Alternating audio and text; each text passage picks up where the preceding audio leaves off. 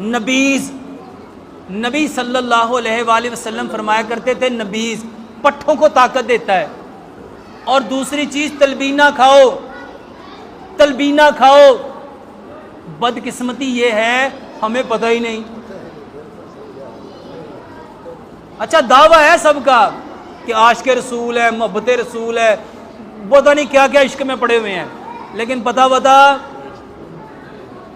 वल्लाह नबीज़ बता देता हूँ, ऐसे पूरे पूरे काफरों के मुल्क हैं जिनके मुल्कों में ये खाना बकायदा फर्ज है, बकायदा उनको हुक्म दिया जाता है ये खाओ।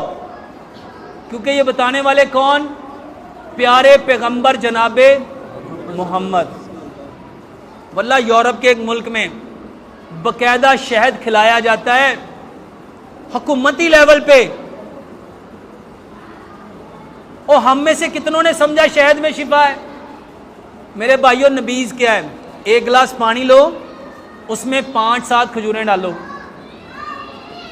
उसमें 5-7 खजूरें डालो, उसमें 10-12 बादाम डालो, और 1 चाय की चम्मच सफ़ेद तिल डालो, और 1 चम्मच उसमें किशमिश मिलाओ, नबीज़ बन गया। जिसको शुगर है वो खजूरें कम कर लें और इसको सारी रात पड़ा रहने दो। सुबह इसी पानी में बादाम का छिलका उतारो, खजूर की गुठली निकालो और इसी पानी में ग्राइंड कर लो। मेरे मोहतरम भाइयों, ये आपके पट्ठों को, जिस्म को इतनी ताकत देने वाला है, इतनी ताकत देने वाला। पी के देखो, 10 से 15 दिनों में आप लोग मुझे दुआएं दोगे। दूसरी चीज़ तलबीना। हज़रत आयशा सिद्दीक़ा रज़ी अल्लाह तआला अन्हा फरमाती हैं, हमारे यहाँ जब कोई बीमार होता था तलबीना चूल्हों पे चढ़ जाता था।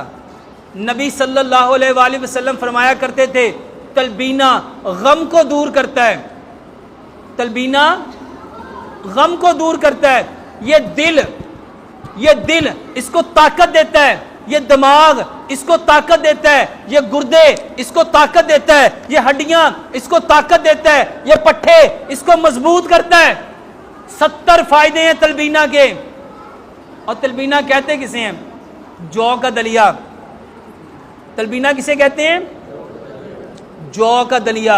मेरे भाइयों, गुड़ में और दूध में जौ का दलिया बनाओ, गुड़ में और दूध में, इसको तलबीना कहते हैं।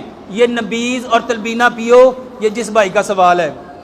और अपनी नाफ में तेल डालो, अपनी नाफ में रोज़ाना सरसों का तेल डालो।